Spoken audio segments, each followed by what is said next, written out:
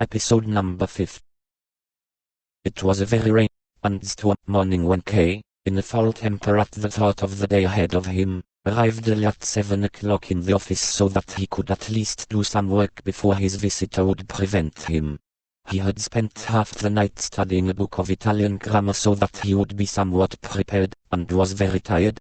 His desk was less attractive to him than the window, where he had spent far too much time sitting of late, but he resisted the temptation and sat down to his work. Unfortunately, just then the servitor came in and reported that the director had sent him to see whether the chief clerk was already in his office.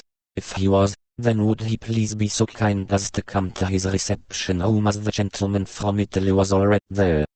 "I'll come straight away," said K. He put a small dictionary in his pocket, took a guide to the city's tourist sites under his arm that he had compiled for strangers, and went through the deputy director's office into that of the director. He was glad he had come into the office so early, and was able to of service immediately. Nobody could seriously have expected that of him. The deputy director's office was, of course, still as empty as the middle of the night. The servitor had probably been asked to summon him too, but without success. As Kay entered the reception room, two men stood up from the deep armchairs where they had been sitting. The director gave him a friendly smile. He was clearly very glad that Kay was there. He immediately introduced him to the Italian, who shook K's hand vigorously, and joked that somebody was an early riser. Kay did not quite understand whom he had in mind. It was moreover an odd expression to use, and it took Kay a little while to guess its meaning. He replied with a few bland phrases which the Italian received, once more with a laugh, passing his hand nervously and repeatedly over his blue-grey moustache. This moustache was obviously perfumed. It was almost tempting to come close to it and sniff. When they had all sat down and begun a light preliminary conversation, Kay was disconcerted to notice that he understood no more than fragments of what the Italian said.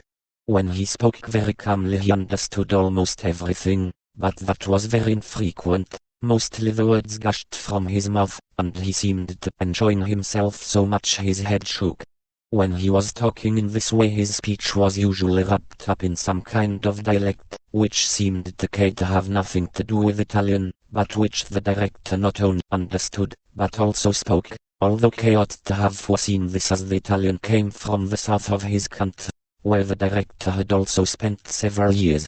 Whatever the cause, Kay realized that the possibility of communicating with the Italian had been largely taken from him. Even his French was difficult to understand, and his moustache concealed the movements of his lips, which might have offered some help in understanding what he said. Kay began to anticipate many difficulties. He gave up trying to understand what the Italian said with the director there, who could understand him so easily. It would have been pointless effort, and for the time being did no more than scowl at the Italian as he relaxed, sitting deep, but comfortable in the armchair, as he frequently pulled at his short, sharply tailored jacket and at one time lifted his arms in the air, and moved his hands freely to try and depict something that Kay could not grasp, even though he was leaning forward, and did not let the hands out of his sight. Kay had nothing to occupy himself, but mechanically watched the exchange between the two men, and his tiredness finally made itself felt. To his alarm, although fortunately in good time, he once caught himself nearly getting up, turning round, and leaving. Eventually the Italian looked at the clock, and jumped up.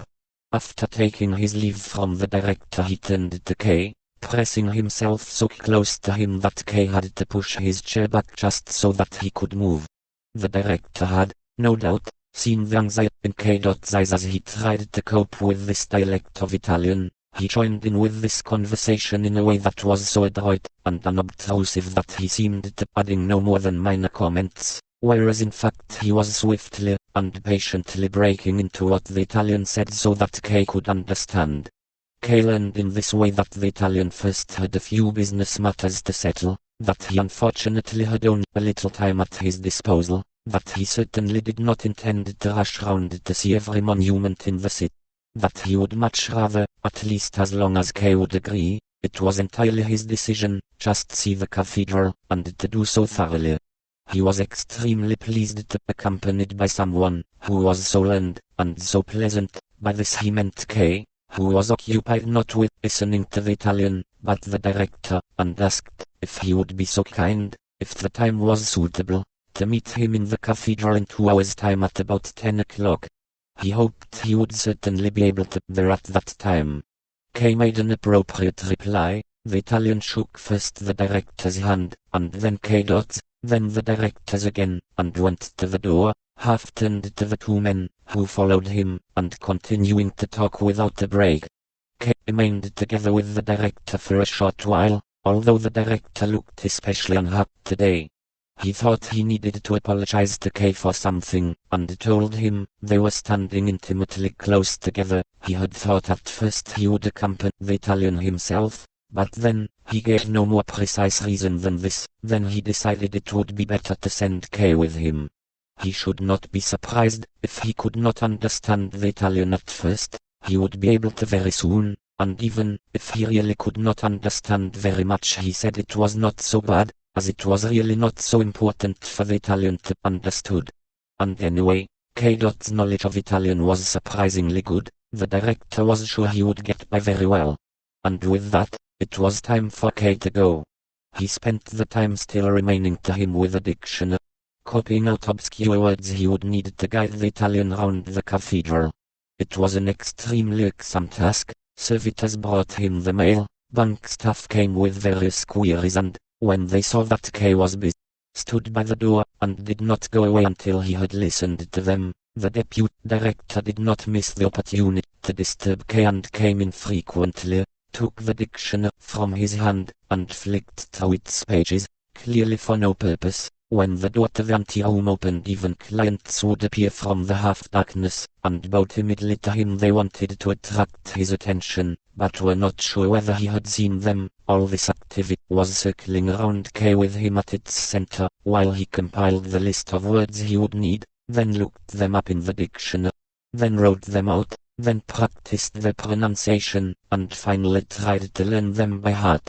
The good intentions he had had earlier, though, seemed to have left him completely. It was the Italian who had caused him all this effort, and sometimes he became so angry with him that he buried the dictionary under some papers, firmly intending to do no more preparation. But then he realized he could not walk up and down in the cathedral with the Italian without saying a word, so, in an even greater rage, he pulled the dictionary back out again.